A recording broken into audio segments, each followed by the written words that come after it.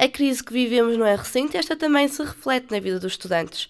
Cada vez há mais universidades e alunos a aceder ao ensino superior, o que leva a mais gastos. Daí que as propinas sejam uma forma de comparticipação do estudante para a sua formação e para ajudar a universidade a ter recursos para melhorar as suas condições. Uma medida com a qual a vereadora da Educação de Vila Real concorda.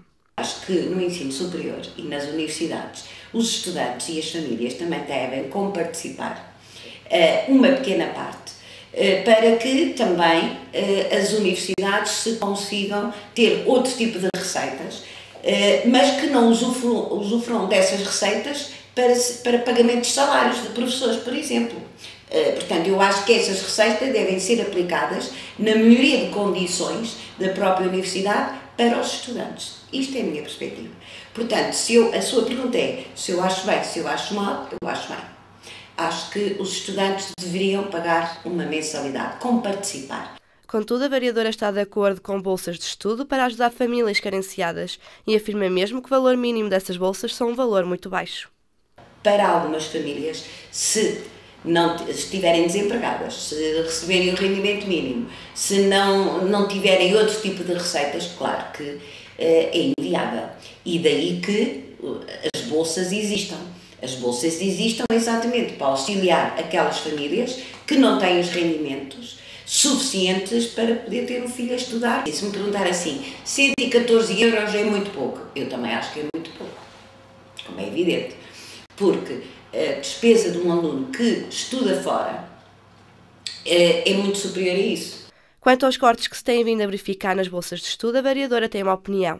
Temos que pensar, por exemplo, nós temos reformados a ganhar 196 euros por mês, não é? E pessoas que trabalharam a sua vida inteira, então podemos dizer assim, então não há equidade, porque entre os estudantes que são jovens, estão a apostar no seu futuro, e aqueles que são mais idosos, que já trabalharam a sua vida e que ao fim e ao cabo estão a ser reduzidas as suas reformas e as suas pensões. O que eu acho, isto é que é a pobreza mesmo. Agora, eu não penso que é um direito adquirido, vocês dizerem assim, o ensino é público e, portanto, como é público, o Estado devia pagar tudo porque é público. Também nos serviços sociais, a administradora considera que estas novas medidas vão prejudicar os estudantes universitários. Em relação a esta medida, obviamente que esta medida, a nova atribuição de bolsas de estudo e a colocação das bolsas de estudo de acordo com o diploma de condição de recursos, que é um diploma enquadrador de todas as prestações sociais, vai complicar bastante a vida dos estudantes, porque as bolsas de estudantes eram subsídios atribuídos diretamente pelos serviços de ação social, cujas regras eram fixadas pelo Ministro da Tutela e, portanto, ele fixava as regras consoante havia mais dinheiro ou menos dinheiro. Aliás, no último ano, o Ministro fez um despacho em que majorou as bolsas em 10% e em 15% mais. Para a administradora dos serviços sociais, estes cortes nas bolsas de estudo não colocam em causa o direito constitucional à educação, como muitos referem. Não considero isso, até porque nos últimos 10 anos a atribuição de bolsas de estudo tem sido sucessivamente galopante, quer em montante, quer em beneficiários, quer no valor da prestação em si, e o facto de haver agora uma redução, que é uma redução relativamente significativa, mas não põe em causa de todo. Acho que uma pessoa de condição socioeconómica baixa, que tenha poucos recursos, pode efetivamente aceder a este tipo de bolsas e não está impedida de o fazer. Portanto, o que estamos a falar é de um relativamente número extenso de beneficiários.